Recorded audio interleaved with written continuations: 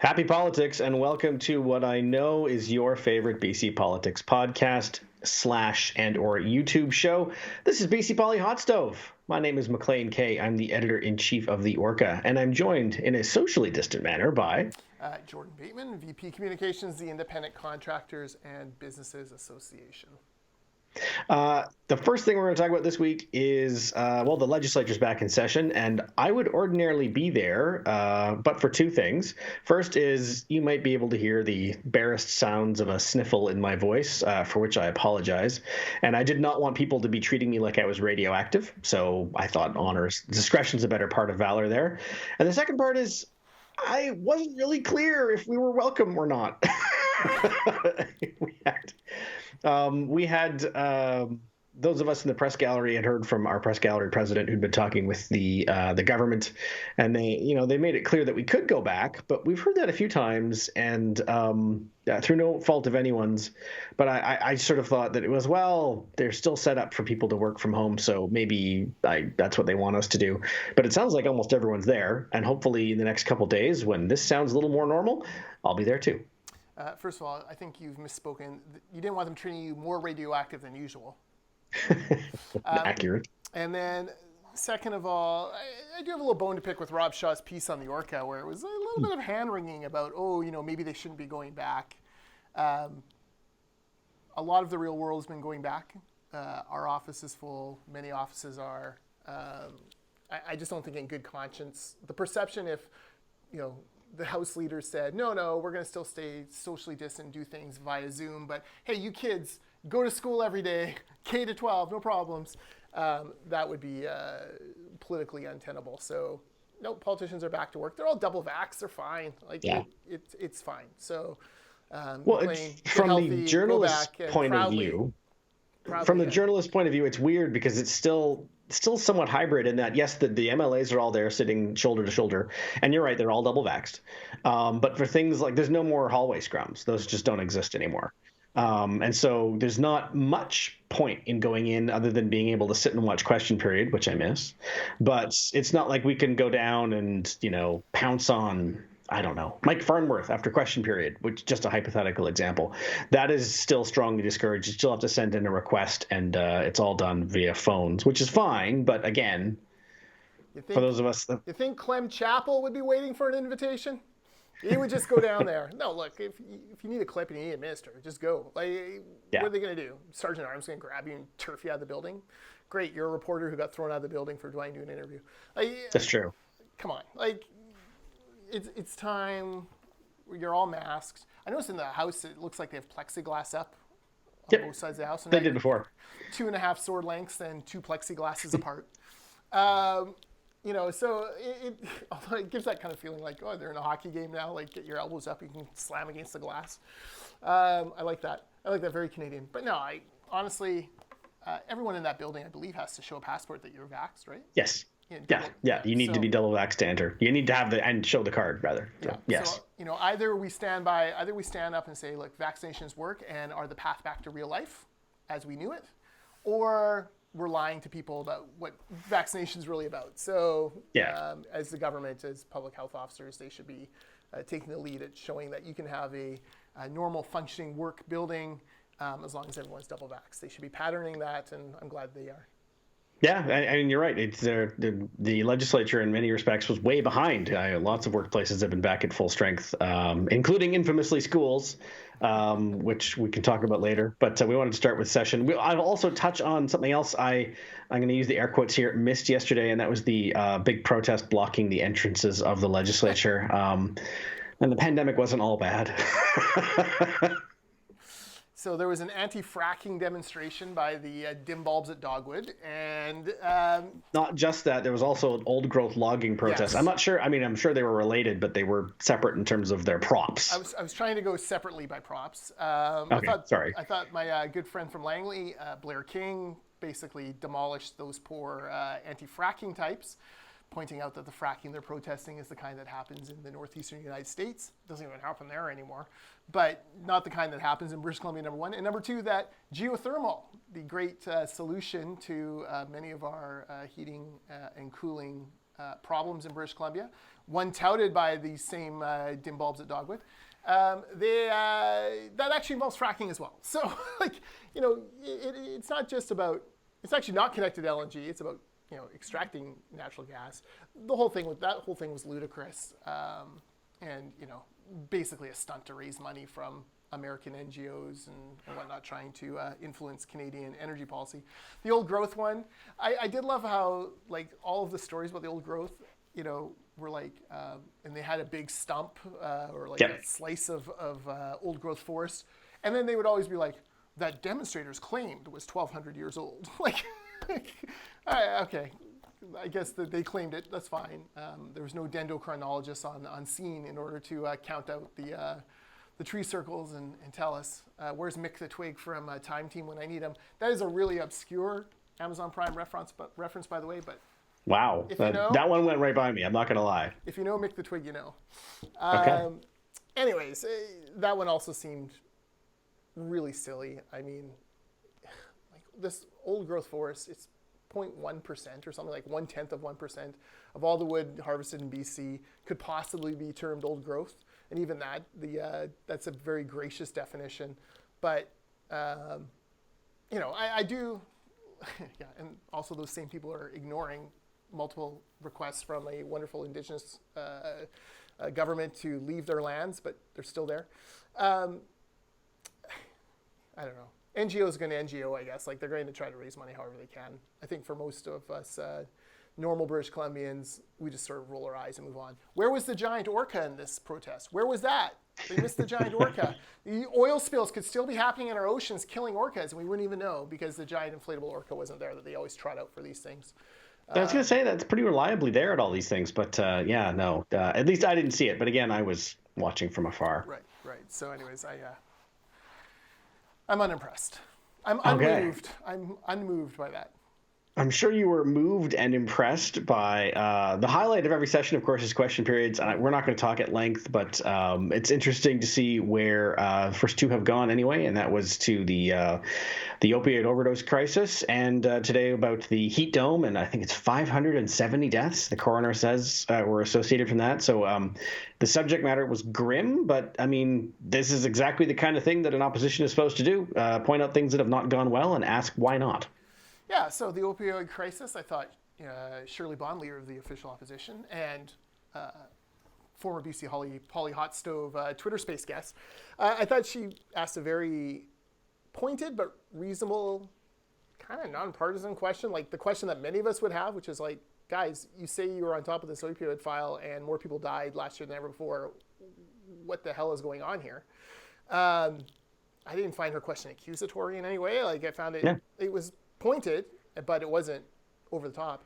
Horgan tried to answer in the same manner, got caught in his own baffle gab about various programs. She replied, and then he went political, which I thought was a bad look for a premier who has, who criticized his predecessor for having many opioid deaths on her watch. He has even more on his, and his plan isn't working clearly. I love the shout out to the Ministry of Air, which was a great orca phrase coined for the Ministry of Mental Health. I thought Minister Malcolmson again showed that she was out of touch, not up. Just her answers were unconvincing to say the least. Not a good day yesterday for them. And, what you saw is two opposition parties who each came up with their own plan for QP, went in, happened to be on the same topic, and both reflected sort of their worldviews on this issue. Yeah. We talked about the BC Liberals. The BC Greens, Sonia Furstenau, got up, and her solution to everything apparently is safe supply. Let's give more heroin to addicts. And why are you shutting down a program that gave clean heroin to addicts? This is hard for a lot of British Columbians to understand how that's the path out of this, but that is her ideological view on this, safe supply. And she brought that question out. So, the NDP were actually getting hit from both flanks there, kind of the left and the right. No, I mean, that's what question period is all about. That's why we watch it. Speaking of watching, last week you mentioned the Twitter Space. We did the show and the Twitter Space after. Before you jump off QP. Yeah, let's jump. Today they talked about the heat dome. Yes. Was that both parties, BC Liberal and Greens, or was that just the BC Liberals? Or The Greens sort of used it as a bridge into their question about another subject. So no, it was a different topic they wanted to ask about. It was odd in that she used it as a frame for her question, by which I mean Sonia Firstenow. But no, the heat dome was a BC Liberal subject today. Okay, well, I would just like to point out, like, wherever you stand politically in this province, 600 Yeah. people died in a weekend because of the heat dome. 600 elderly, generally elderly, frail people died, often in their homes by themselves. That is unacceptable. It's tragic. It's unconscionable, and this government needs to stand up and do a full inquiry as to what failed there. And frankly, it was very clear government did not take this threat seriously, did not open cooling centers. I worked at Metrotown. We talked about this at the time. We worked at Metrotown Mall. The ISP offices were there. Hundreds, thousands of people in Metrotown Mall sitting on the floors, drinking, dollar day drinks from McDonald's, trying to stay cool. Rec centers were not open. Libraries were not open because of COVID. Big problem. And so absolutely government needs to take their lumps on this, but more importantly, we need like an inquiry into this or some sort of review. How do we stop this from happening again, and how do we mitigate against future heat domes and other extreme weather events to save lives? 600 people in a weekend. Yeah. And everyone agrees these events will happen more often in the future. And you're right to point out that, yes, the government will take some lumps there, and that's why they will want to avoid this. But only the most committed partisans are most interested in lumps here. They want to figure out how to ensure this doesn't happen again. You talked about, the fact that recreation centers and that were closed because of COVID. Obviously, there needs to be some kind of protocol for when the temperature rises above a certain level, you open stuff up. Yeah. You turn on the air conditioners and that kind of thing. Jody Vance wrote an interesting piece at the time about how a lot of people live in apartments that specifically prohibit air conditioning units. We need to outlaw that. that needs to be an illegal bit of code because you're literally preventing people from, buying an appliance that could save their lives. Why on earth would you do that? That kind of thing. Yeah, building code needs to be altered to make sure that all these multifamily buildings from now on have some sort of heat, geox heat exchange or access to air conditioning. If you believe this is going to happen, it'll happen again. And further, we're going to head into winter. There will be an extreme cold event. There is every winter. And we need to know that shelters will be open for folks to get warm. Those who are street homeless can go somewhere. COVID or no COVID, they need to be able to get inside. Used to be in church basements, things like that. Nonprofits, obviously a little concerned about this because there's liability now, especially if COVID spreads. Government needs to be on this early.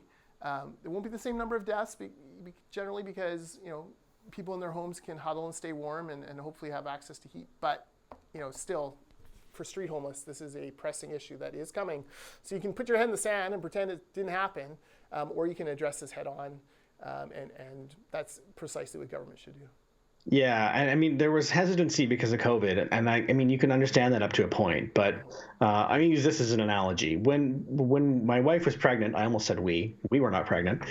We took a pretty advanced first aid course for babies because we thought it was a good idea. And one particular lesson really struck me when we got into the really bad scenarios about things like choking and even heart stopping, and they start teaching you about the heart compressions and stuff like that, and they tell you quite explicitly if you hear a crunch, it doesn't mean stop. You've probably broken a rib, but more important is to get the heart beating. Mm-hmm. That reminded me of this, is that yes, if you were opening rec centers, you might have been exposing people to more COVID risk, but you would have been saving their lives in the short term. And sometimes you have to address the problem that's right in front of you and worry about one that you've sort of accidentally created to help solve it. And it sounds harsh, and yes, there is risk, but arguably people would not have died.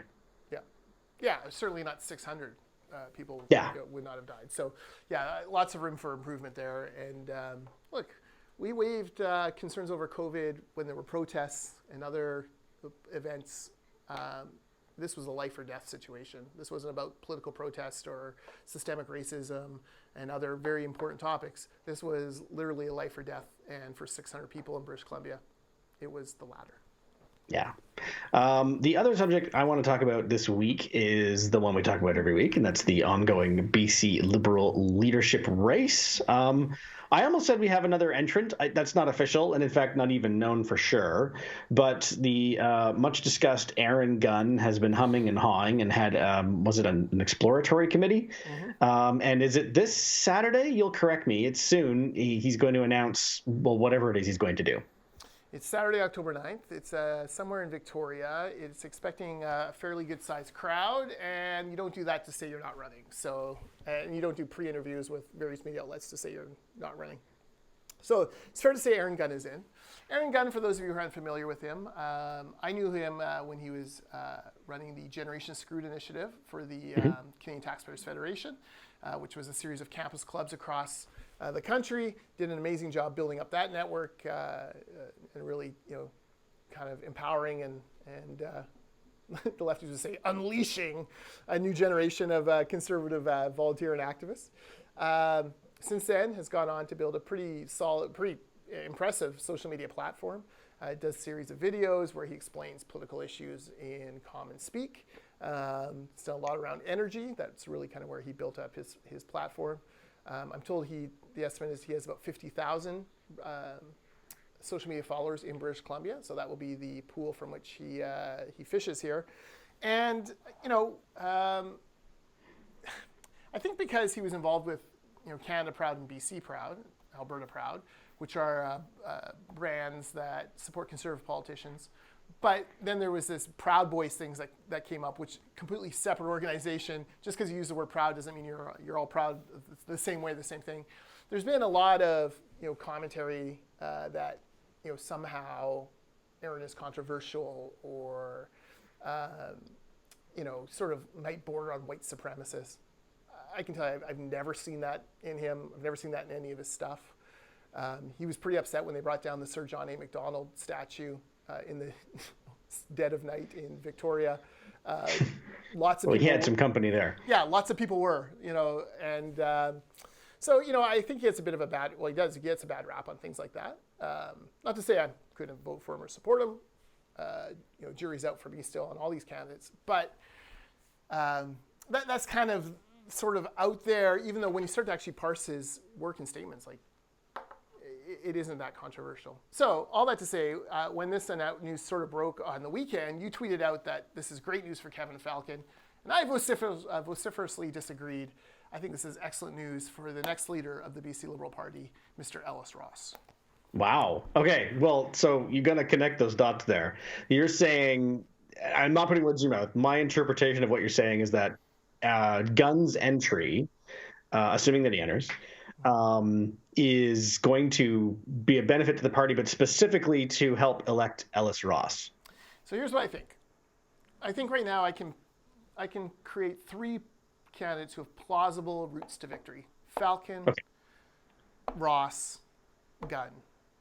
Gunn's is the toughest of them all in that he basically has to come in and convert 20%, 25% of his social media following into $10 party memberships. We've never seen this attempted. Yeah, and also assuming that they're not already members, or at least a significant chunk of them. Right. So he needs to get that kind of critical mass going. Who knows if that is actually possible? We're going to find out. It'll be a fascinating thing for those of us who spend time on social media and grow followings there for brands and otherwise to see if that is actually possible. But that is a path to victory, and I'm like, okay, I can chart that out. Falcon, the path is he's the front runner. He, is well liked by, the existing membership, signs up enough members, and wins. Although he's got to battle through front runneritis, which means he can't be at 40, 41, 42% on that first ballot. He needs to be more like 46, 47, 48. Otherwise, he'll get pipped at the post like Peter MacKay did, like Diane Watts did. Whoever the hell was the front runner when Stéphane Dion won. All those different things. Yeah. I'll remember the second we stop recording, exactly. But you're right. Exactly. So that's the Falcon path. So for Ellis Ross, here's why I think Ellis Ross now might be in the driver's seat. I look at the new people Gunn's going to bring into the BC Liberal membership. And they're going to be people who are concerned about things like energy, like, straight talk, telling the truth, cancel culture, like things like that. Mm-hmm. All of which are topics that are very much within Ellis's wheelhouse. Ellis is also already familiar to Aaron's social media world. He's been a guest on several of Aaron's programs. Aaron has been very complimentary of Ellis in the past. Of all the candidates, he's the only one who's had exposure on that kind of network. So my suspicion is Gunn comes in, he doesn't sign up quite enough members, doesn't make enough conversions from social media to get to the all-important second place as the other candidates drop off the ballot. Yeah. And that when he drops off, a big chunk of his voters go to Ellis Ross, and that puts Ellis over the top. That's my game theory of the race right now. A lot of time to go. They could all blow it in the debates.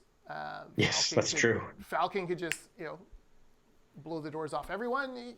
Yeah. That is it. But my general theory of the race right now is that Gunn's entry is much more helpful to a Ellis Ross than it is to a Kevin Falcon. And I would add, I think your point, your kind of knee-jerk reaction on Twitter the other night was that,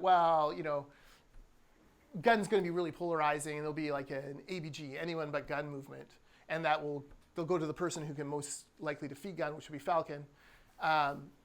My point is, I don't think he will be that controversial, or as controversial as you think with the existing membership. That would be my sense. Yeah, fair enough. No, everything you said is valid.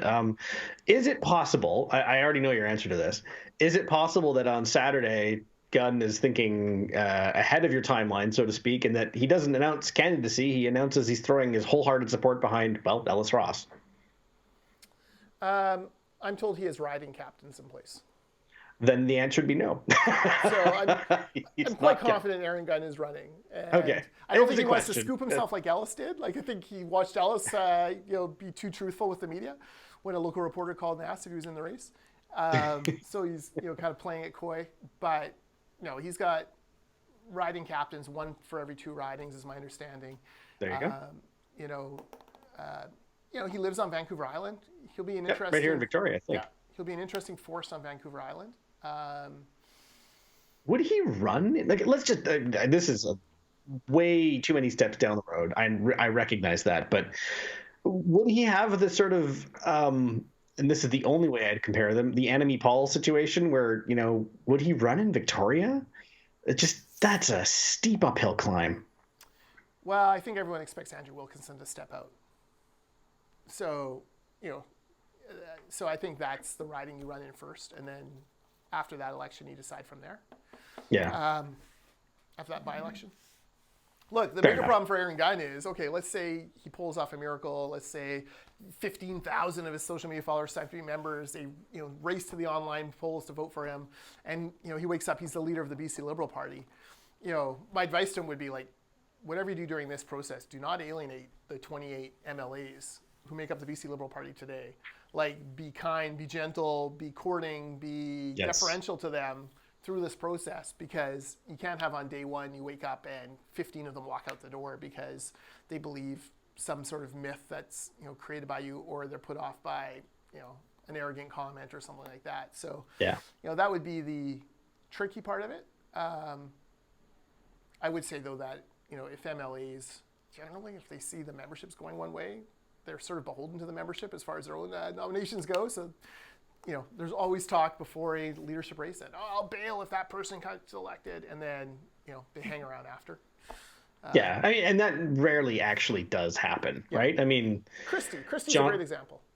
I was going to say, there was a lot of people that said that behind the scenes about Christy Clark, and, only one or two of them didn't run again, which is fine. Mm-hmm. But that's a very different thing to do than walking. That's a very different thing. And the only one I can think of who actually stepped down was John Van Dongen, and that that didn't work out too well for him. Yeah, that worked out great.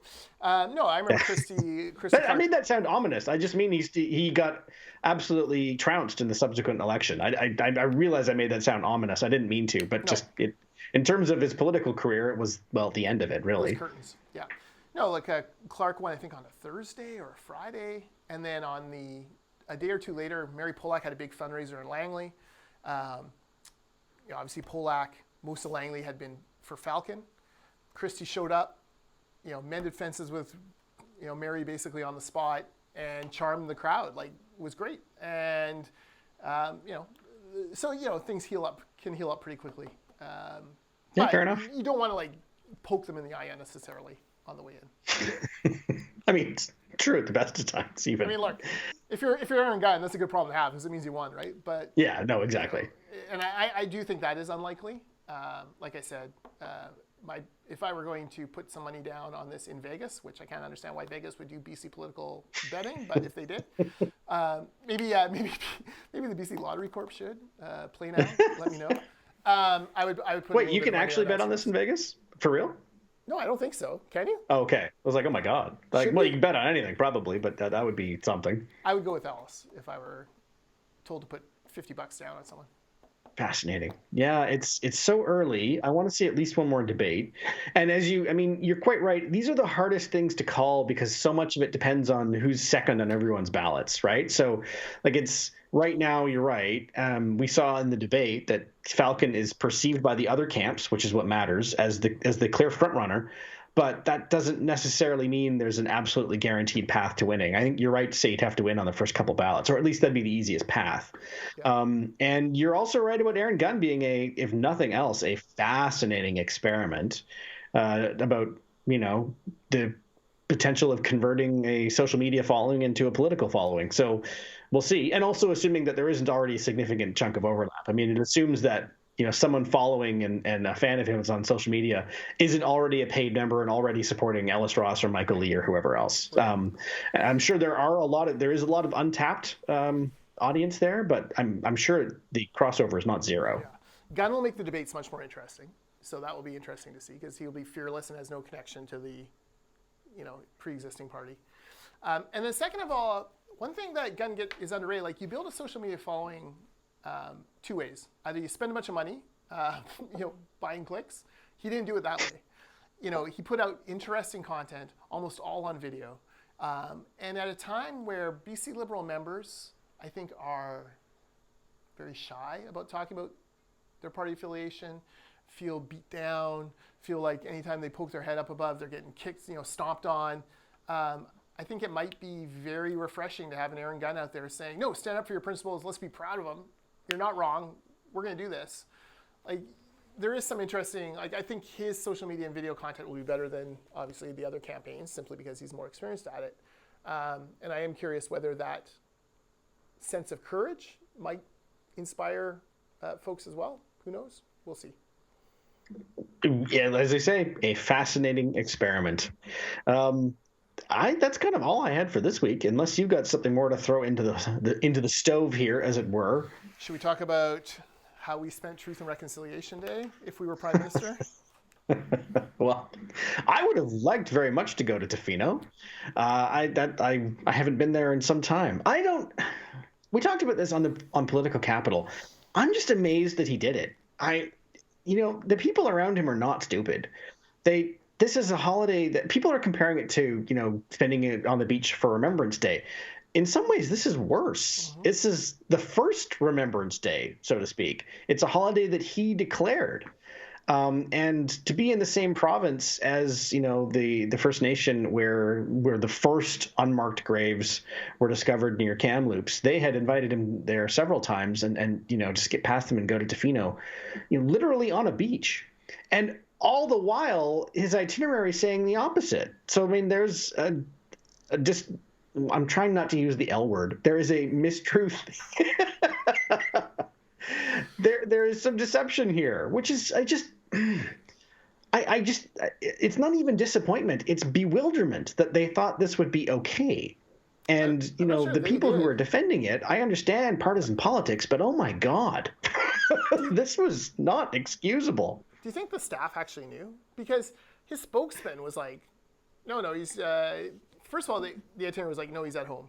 And then, no, he's making calls. Now, first of all, we haven't seen a single Indigenous person in this country come out and say, I had a really touching phone call with Justin Trudeau on National Truth and Reconciliation Day. So I'm going to call bullshit on that too until I see someone actual proof.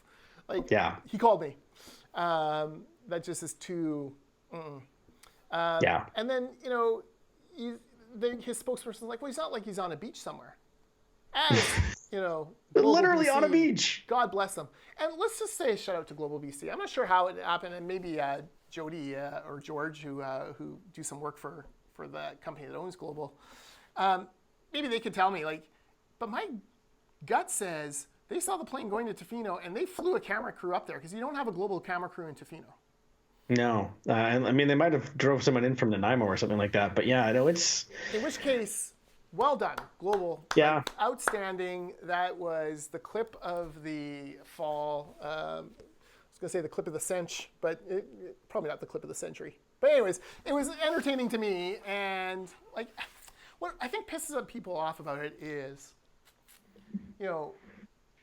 take businesses that were working that day. ICBA was open because the vast majority of our members were open, because it's not a statutory holiday in British Columbia. We spent a lot of time before and during the day thinking about, how do we talk to our staff about this? Mm-hmm. What can we add to the conversation, to the healing? Is there something we can do for specific, charities that are doing this work, not one day a year, but 365 days a year? Can we, how do we renew our commitment to Indigenous young people who want to enter the trades, which is obviously what our organization does? We spent a lot of time. We wordsmithed, I wrote, kind of a piece about it for our staff. And, Chris and I went through it very carefully over and over again, trying to make sure it was right, showing lessons we've learned, openness to hear more, all that stuff. And this dummy who declares this holiday gets on a plane and flies to Tofino and stays in an $18 million mansion and is out there on the beach, while the folks in Kamloops have thousands of people and are grieving and trying to heal. I think that's what bothered a lot of a lot of us normal people. Is we put a lot of time and effort and thought into this, and this guy just took off and used RCMP to kind of head off media on a beach. And you couldn't have waited one more day? You couldn't have gone surfing on Friday? I just hole up in a hotel if you absolutely refuse to go to any of the ceremonies. Just at least ensure nobody sees you. It's so baffling. I mean, like you, I put a lot of thought into how I was going to spend the day. Now, it was a holiday for schools, so I had my son home with me, and we did sit down and talk about it, and over breakfast, and he asked a lot of good questions, and I tried my best to answer them. And then it's a whole day, and so later that day in the afternoon, he was asking, can we go to a playground? And I was kind of like, I don't know if that would be appropriate today. And I know that there are other public figures who were, and I'm not a public figure, I just mean people out there, were worried about things like that. I mean, if you go to a ceremony in the morning, does that mean you're okay to go for lunch? And what happens if the camera comes up to you and you've got your kid at the playground saying, what are you doing here on National Truth and Reconciliation Day? Yeah. And it doesn't matter how many times you say, well, he did this thing in the morning and there's more to do in this afternoon, but he's 6. To have those thoughts and seriously wonder in real time, is it okay to take my kid to the playground today? And then find out the Prime Minister was surfing is just, it's frustrating. It's ridiculous. Well, I mean, someone texted me a photo of Andrew Mercier, the forgettable MLA for Langley.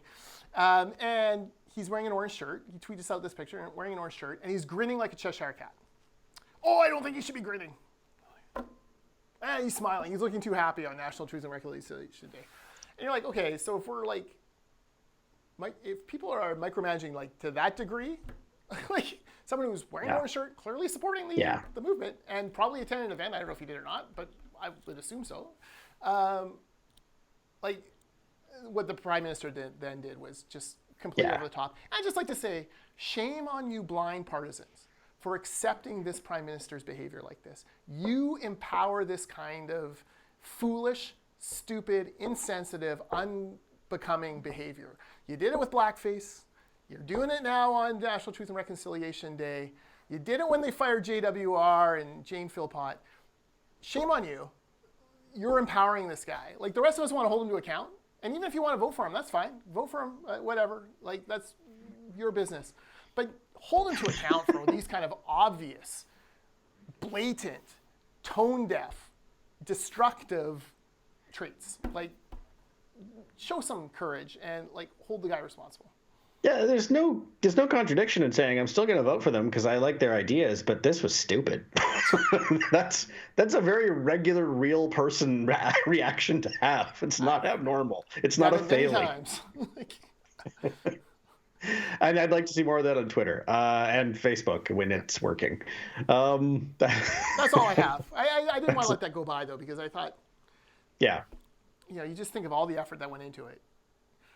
Yeah, and I wonder what it means going forward. Like, so the foundation one of the foundations that iSpace supported was the Downey and Wenjack Fund, and essentially it was created by the families of a survivor or of someone who died at a residential school in the 60s, and Gord Downey's family. They joined together and they're trying to model truth and reconciliation every day.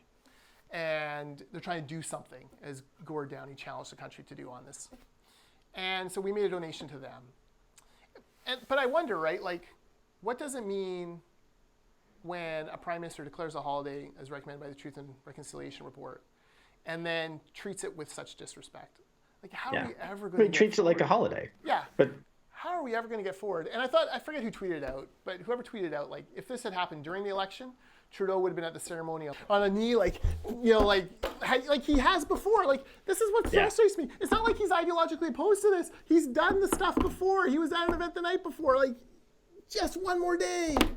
I don't know. I don't know how people deal with it. Like, it would drive his staff. I had one conversation with somebody who said, "Well, where was Aaron O'Toole?" And I said, well, actually, I'm pretty sure I saw photos of him on Parliament Hill. But, I mean, I don't know what he was doing, but I think he was there. That's what I saw. Well, he was just trying to make it all about himself. I'm like, at this point, and I'm not the world's biggest Aaron O'Toole fan, as casual listeners will know. But it's just facts matter. He was there. You can still not like him. That's okay.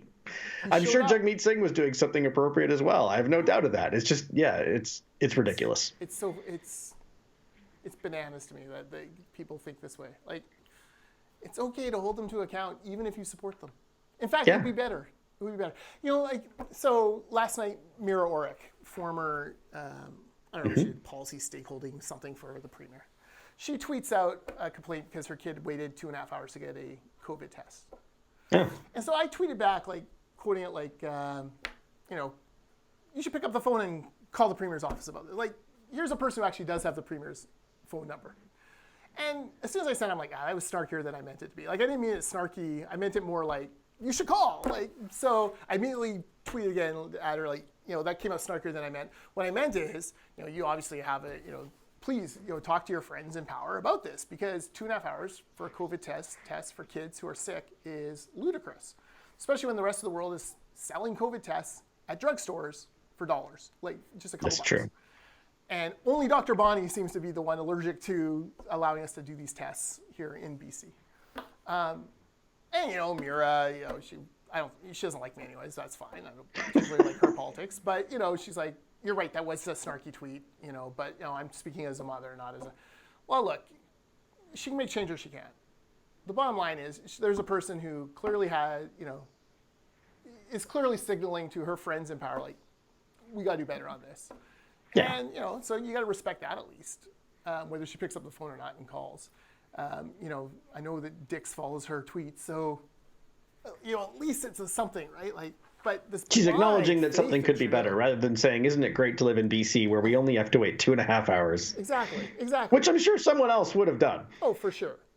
So the blind faith in Trudeau just baffles me. It baffles most conservatives, but on this kind of thing where it's such an obvious, like, your praise of Trudeau would mean more to me if I thought you were actually holding him to account when he does stupid stuff like this.